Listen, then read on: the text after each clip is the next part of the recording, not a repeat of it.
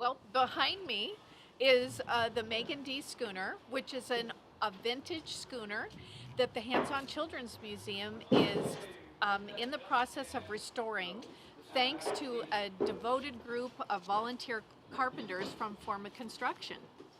We started out with a vision to try to restore this boat to replace the Doherty exhibit at the museum. So this would be a permanent exhibit to replace a temporary one.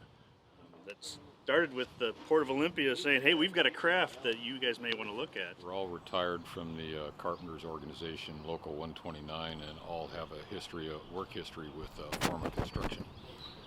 So last winter we decided to come down and keep ourselves occupied with,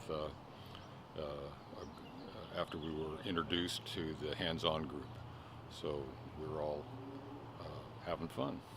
Renovating this amazing wooden vessel, and then it'll move over to the Children's Museum site around early summer of 2019. Work will be done on site over there.